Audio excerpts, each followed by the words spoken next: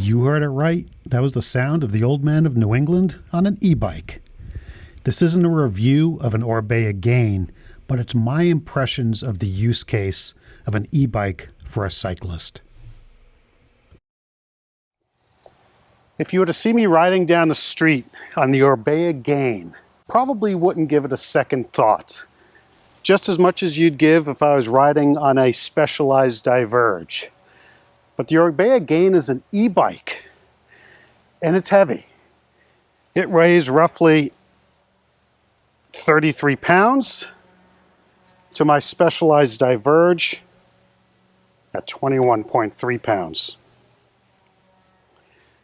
So I'd like to give you my impressions of what the use case is for a bike like this. I'm a cyclist. I have a fat bike, got a mountain bike,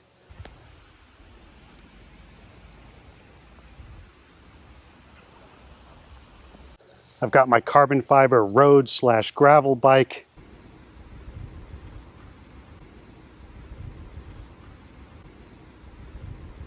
and now a friend of mine has loaned me his e-bike.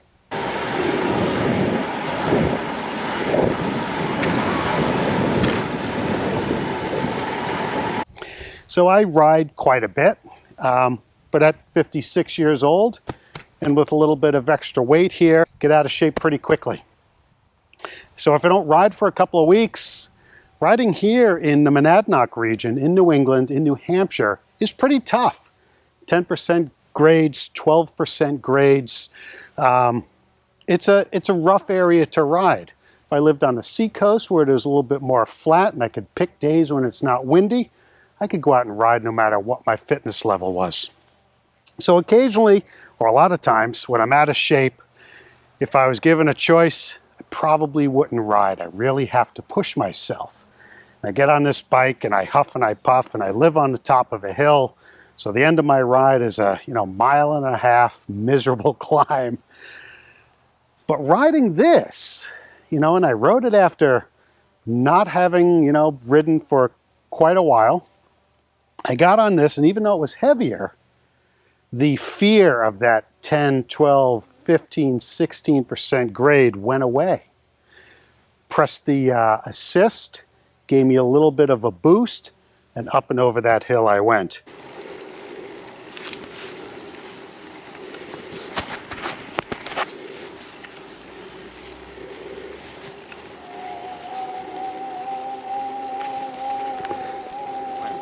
Now, keep in mind that anything above, say, a 6 or 7% grade at my weight is still a lot of work. I'm still riding at 5 or 6 miles an hour, and my heart rate is still, up at near the max at 165, 170, 172.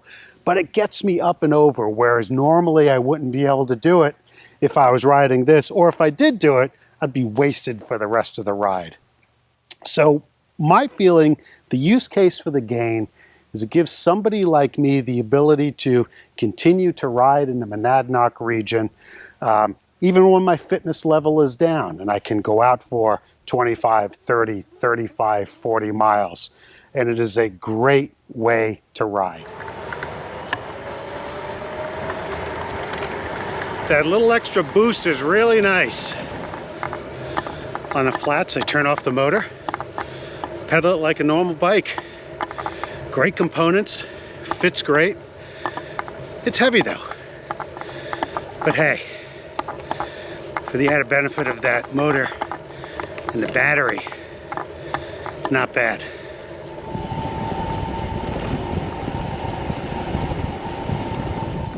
So as I said, I'm a cyclist. I've been a cyclist for all of my life.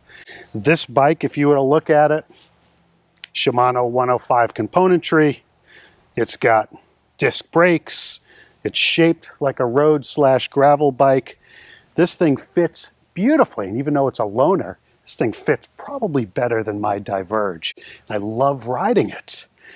It is heavy. I mean, this thing, 33 pounds, man, is pretty darn heavy.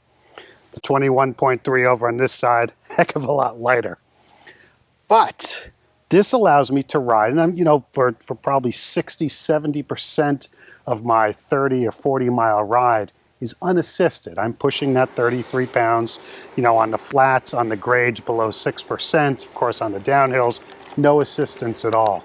But when I make that turn to a gravel road that I know has a 12% grade, turn on the assist at 50% and start heading up. As I start getting winded, start getting tired, turn that assist to 100%, and I think it probably gives me about 150 to 180 watts of additional power.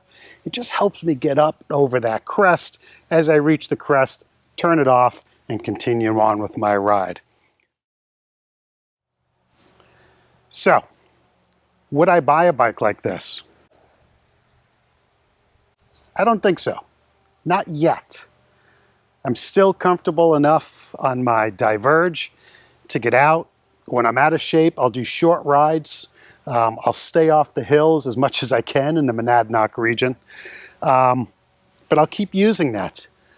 But this gives me hope for when I'm 70 years old, 75, and I still live here in New England, that I can get out on a road or a gravel bike and still ride, keep up with my friends or other riders, and be able to ride these hills and these gravel roads and just enjoy being out on the bike while still getting a workout. So 10 years from now, I'll probably own one. Will it be an Orbea?